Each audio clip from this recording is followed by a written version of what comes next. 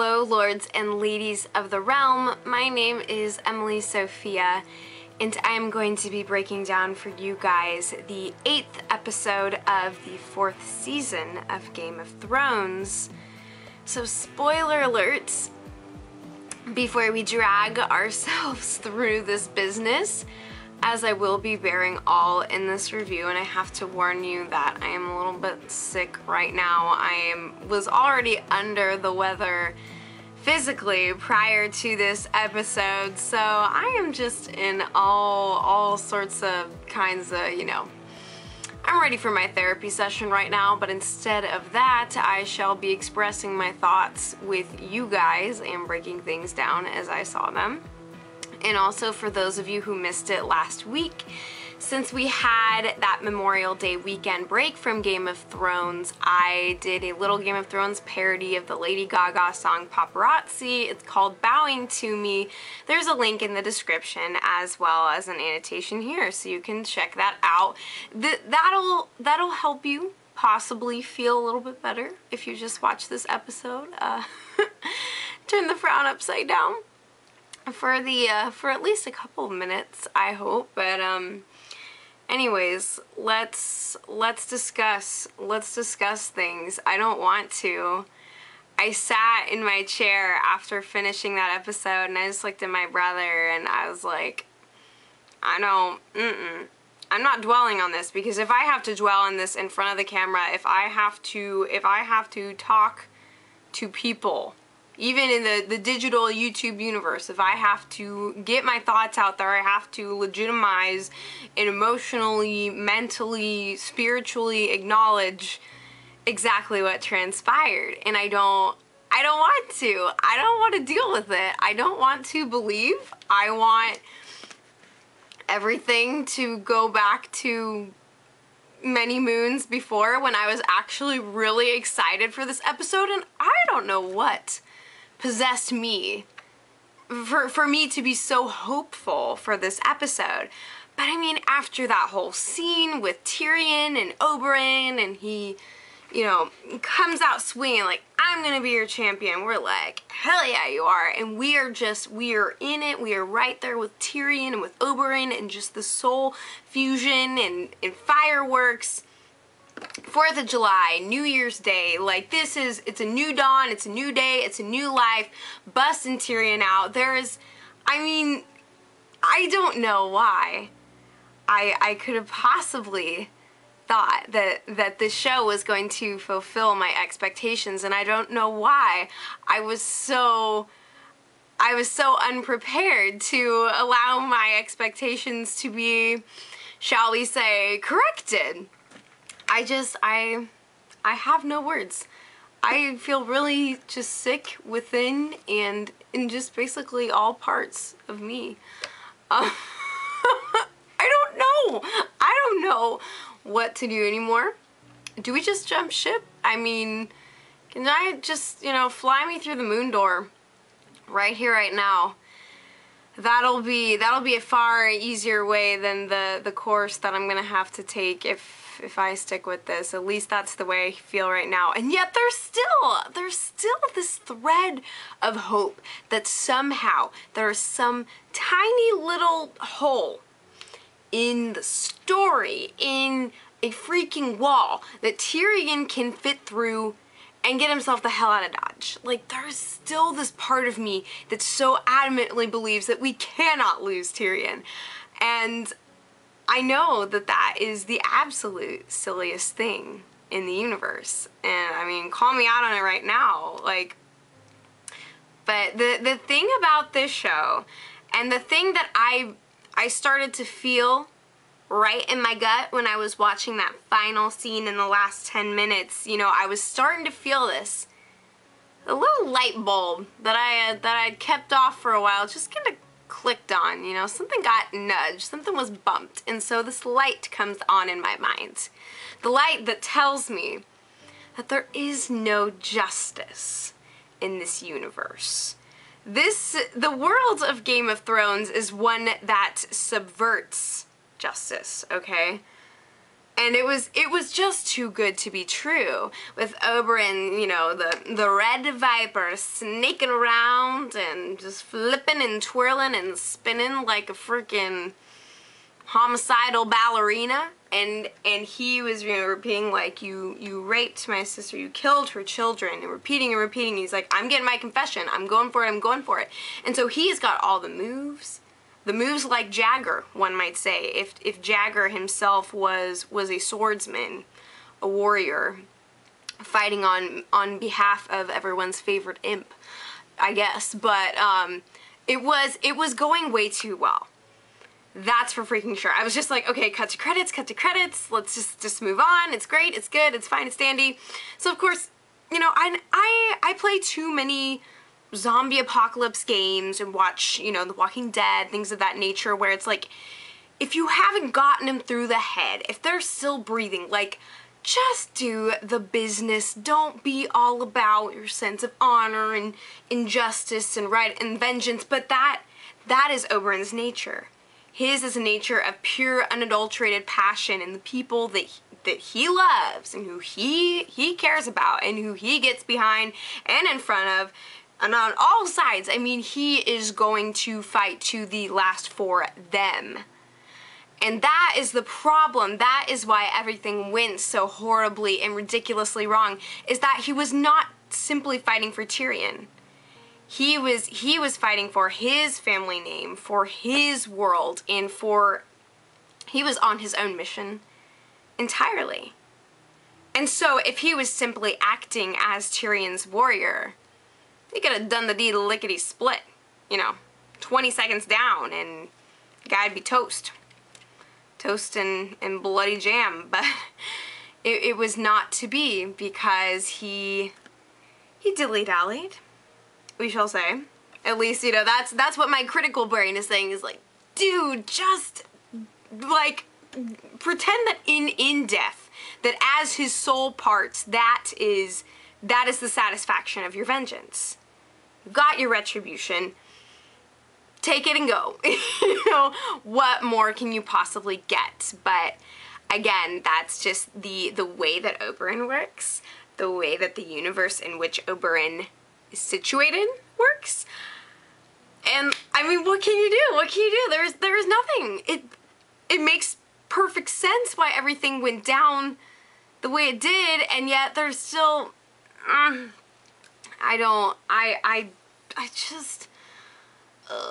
I hate it when it makes sense. I hate it, but I could totally feel that things were going far too perfectly.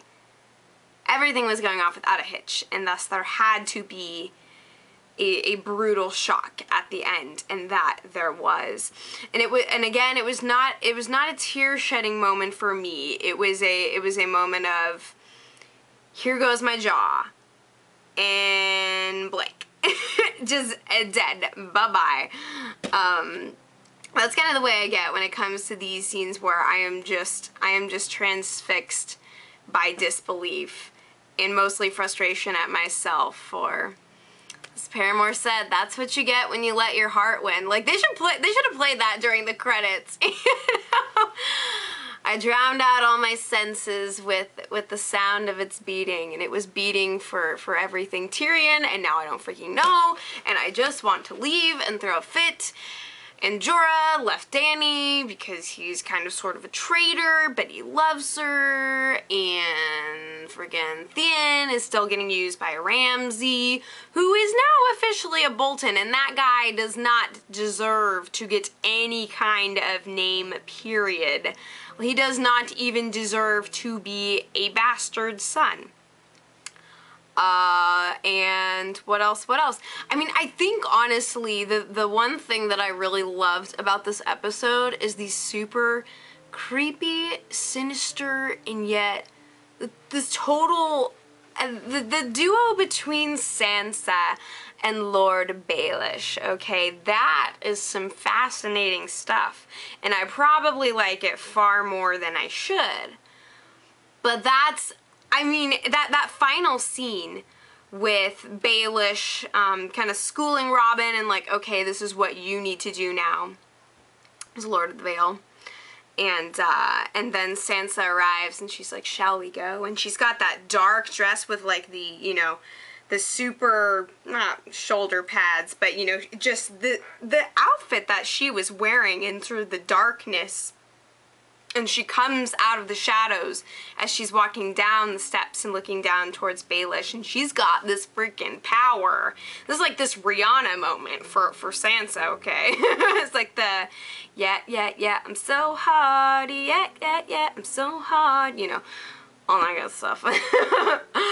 All black on, black top shades, you know, that's the way I was feeling. So, I mean, I don't know exactly what to anticipate, and of course they also share that little scene where Peter comes in and to Sansa's chambers, and he's like, so why did you defend me back there? You know, what are you after? Do you even know what I'm after? And it's kind of the better the devil you know than the devil you don't kind of situation that Sansa is embracing as she is learning to play the game. And yeah, so all those scenes were of deep fascination to me and something that I was really excited about.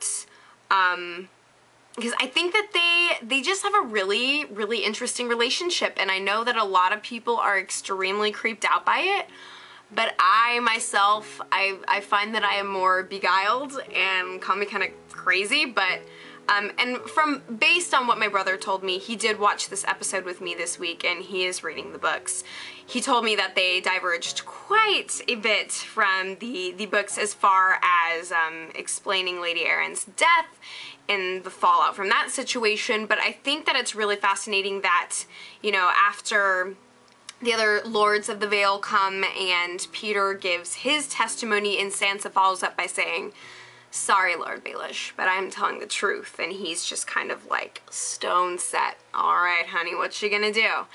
And then while she reveals who she is, finally getting to claim her innate identity, she works her own truth into the framing of Peter's narrative. So she is playing his game. She is using his gambit, but at the same time sharing this truth that she has had to keep so close to her this whole time. And so I think that in that sense is kind of a moment of self-liberation for her, and the performance that she puts on is stunning. I mean, I think that was a beautifully performed scene, and we had no idea which way her confession was going to go. But ultimately, she ended up going with the whole suicide argument as well. And yeah, so I understand that was different in the books, but I like where this is going. Big question mark. I mean, I like it, and I also don't, because I do believe that Baelish is capable of quite many sinister things. So, I'd be shrugging. I'm not sure, but that I find to be a very exciting, weird, and strange place right now. But it is definitely a place of immense change, and that'll be a part of the story to watch. Also, the scene where the Hound and Arya make it to the Bloody Gates at the Eyrie, and she finds out that her aunt has died. And we know the connotations that death has for the Hound and all of everything that he has gone through in journeying with Arya, and she just lets out that absolutely elated Arya laugh, which, when do you get to hear that, ladies and gentlemen? I mean, bottle that stuff and keep it with you for the rainy days, because I dare say that we have many more to come at this point. So that I found, I have to treasure those things. The creepy stares of Lord Baelish and the delightful laugh of Arya Stark. Those are the things that I am going to cuddle up with and go to bed with tonight. I guess, as I try not to deal with the fallout of the Viper versus the Mountain. But yeah, so we also have some action down in Marine, with Jorah being issued a pardon, which he believes is from Tywin Lannister as a means of causing division in Dany's court, and to kind of stall her out in her progress in the power that she is gaining. And so Jorah becomes a place where he can influence things from afar, as Tywin is oh so capable of doing, and that's a very tragic moment. Of course, Jorah has done what he has done. Very few people in this world make black and white choices, but man, oh man, to go from the supreme friend zoning to absolute outcast, there is no mercy here, okay? But at the same time, you can completely understand Dany's indignation upon this discovery, someone who has been so ridiculously close to her. And to know that this intel has made its way to Varys' hands, and that could mean anything and everything. For her, absolute loyalty is required. Again, she is going about setting up her new world. And anyone who is against that in any form, even through leaking information, clearly is a huge liability. And we know that she has tried to keep her distance from Jorah on a personal level as well, attempting to situate him very carefully as nothing more than her advisor, despite his love and passion for her. But her exiling him was equally as passionate, and unfortunately that's about as as intimate as he can get with her right now. Yeah, so that's really freaking upsetting, and we also have kind of a little relationship that's building up between Grey Worm and what the crap is her name? I took notes on this episode. That's what I do. Missandei, I believe her name is pronounced. Yeah. But yeah, so that was really interesting. Yeah, so we had a lot going on with the Boltons and the way that Theon is being used to, as they build their power and advance upon the north and basically absorb it. Gosh, what else? So Gilly is back at Molestown where the wildlings attack, and they are slowly making their way to Castle Black. And well, they say, the Night's Watch guys are saying like, okay, they landed at Molestown, that means we're next, but it's been building over the entire season. I mean, of course, there was the big battle over at Craster's, which we can't forget, but it just seems like that part of the story has really been dragging to me. Again, King's Landing has just been where it's at for me. But I don't know if I'm forgetting anything too major here as I check my notes, and being a sickling and sleepily brained, I'm trying to keep track of everything and just touch on all the basics. But yeah, anything I happen to miss, you guys can cover in the comments, and I'd be delighted to read and reply and do those fun things. So yeah, I don't know, I was so tempted to ask my brother, again, who has read the books, if Tyrion actually makes it. Because I almost feel like I need to prepare myself to lose him, but I don't know. I want, and I don't, and I know that I'm gonna get hurt. And the relationship that I share with Game of Thrones is, I imagine, like many of the relationships that you guys have with Game of Thrones, where it is both love and hate and toxicity and relentless passion and injury and injustice and joy unending, all at freaking once. So I just want, I don't know, I need to show you guys my, I can't believe I haven't showed you this yet. Look, I have a little Daenerys, and she's just lovely. Not quite as lovely as Emilia Clarke. I mean, they tried. You look, and it's kind of like, yeah, I don't know. I feel like she should be like my co-star my co-anchor. She even has like little dragons in her treasure box.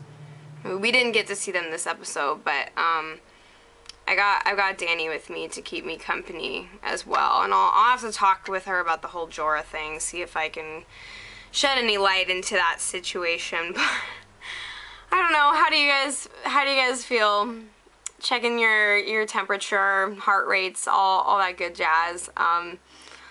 Gosh, it's really freaking upsetting. I figured out kind of where things were going to go towards the end, and again, as he pranced around after landing quite a few decent blows, and he continued to push for that final victory, what for him was truly going to seal the deal. And I think that one of the worst parts of that scene for me was the gouging out of the eyes.